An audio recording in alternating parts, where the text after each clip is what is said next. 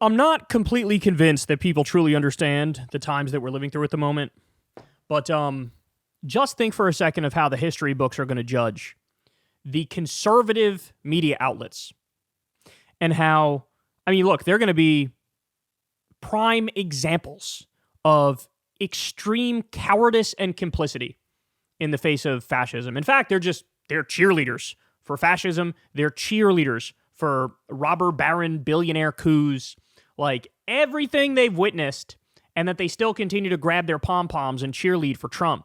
And as you all know, what Trump has done in this era is he is going full petty vindictive tyrant, and he is trying to ice out from the White House all of these outlets that hold him accountable. And honestly, that's only like half fair, because a lot of these outlets are just like milquetoast centrist outlets. They're not like flaming lefty outlets. They're not like on a crusade against Donald Trump. They just try to maintain some minimum semblance of objectivity and like both sidesism. And even that to this guy is unacceptable. So as you all know, he kicked the AP out of the White House because the AP was like, we're going to call it the Gulf of Mexico and not the Gulf of America, bro. We're going to go with the rest of the world and how they refer to it and not the thing you just made up that you wrote on an executive order. Like, what the fuck are you talking about, right? And he was like, that's nice. You're gone. You're done. You're not allowed in anymore. Then a court said, you can't just axe them like that. They need to be allowed in. And the Trump administration went, no, they don't. And they ignored a court order and continued to kick out the AP. So this is what we're looking at here.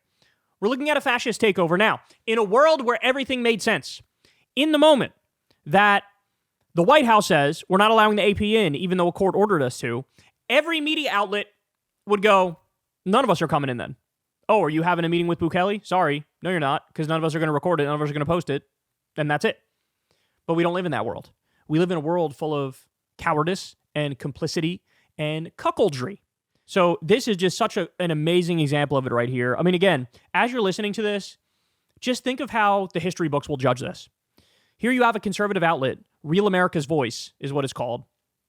And they're talking to a guy who's threatening a war with Greenland and Panama and Canada and Gaza and Iran and Mexico and Venezuela. And he's deporting people with no due process to a slave labor death camp, right? And I'm only naming some of the shit. He's destroying the global economy by starting a trade war based on dick.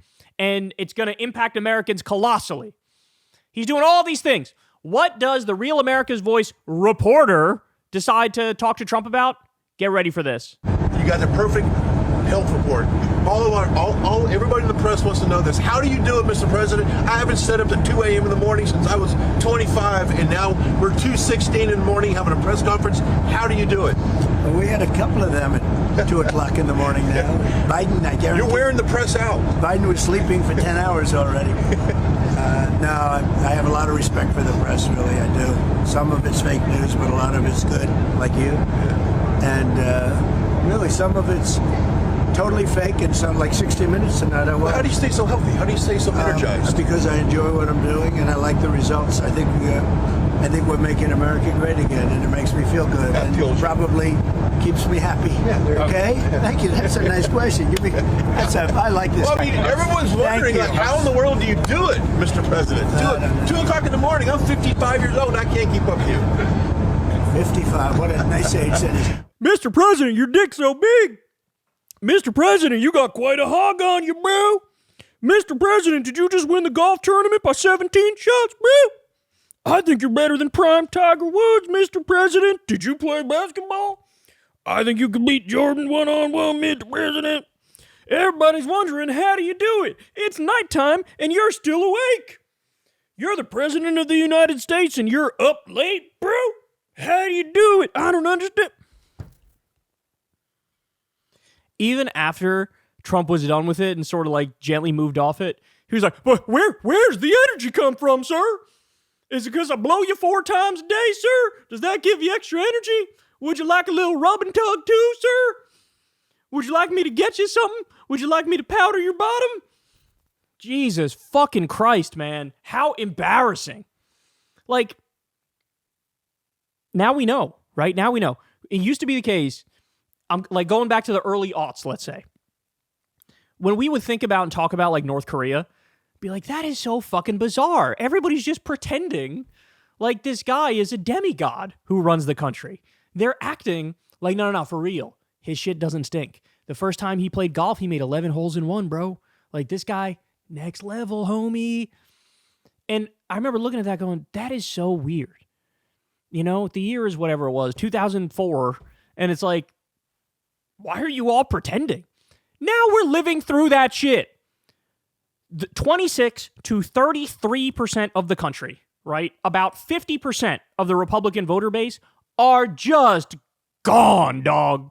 They believe in Santa, they believe in Jesus, they believe in the Easter Bunny, and they believe in Trump. And they think, no, seriously, he's not human. He's amazing. He does everything right. And so when you hear a guy saying stuff like Trump, and the fact that Trump feeds into it again, he's just like a Kim Jong-un, where it's like he wants to construct this fantasy world around him where everybody sucks him off. And she's like, I like this guy. I like this guy when he said my dick was 13 inches. I really like that. You know, he's right. He's right. It runs in the family. It's true. Like if I was president and somebody talked to me like that, I would be disgusted. I would be disturbed. I would feel like I need a shower after that. Oh, Mr. President Kulinski, you are so, how do you do it, sir? How do you do? It's like, I don't know. I'm president. I'm awake late. Who gives a fuck? Ask me a serious question. What are we talking about? Oh my God. What the fuck has this country become, bro? Look, I mean, we've tried, right? We've tried. We've gone soft for a long time. We tried to build bridges. Hey, let me walk you through it. Let me hold your hand. Let me explain to you how this shit is a fascist death cult, yada, yada. All that stuff. We are so far past that, bro. I'm not going to fucking hold this freak's hand and try to explain to him that, you know, hey, man, this guy actually sucks dick. This guy's actually fucking horrible for the country. This guy's ruining everything. Like, if you don't see it now, I don't know what to tell you. Really, nothing he's done in all the years he's been on the political scene, no policy he's implemented has made you go, that's bad. I'm against that. It's cuckoldry to the max. It is just embarrassing. It is just pathetic. And this is where we are. So the North Korea style shit is fucking happening here. This is North Korea style shit right here. That's what this is. That's what this is. And again, this is at a time when we have like multiple crises unfolding of his making. The dollar as the world reserve currency is on the way out. There's going to be a massive economic depression in this country. Never mind the destruction of the Constitution and no due process. Like, never mind the endless warmongering and the multiple new wars that are planned and the bombing in Yemen and Somalia, which is already fucking happening. Selling the administration, selling the regime to Netanyahu. Never mind all that.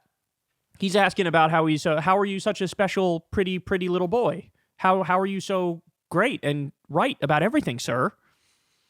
Kill me. Fucking kill me. Hey, y'all, do me a favor and like and subscribe. It helps out big time in the algorithm.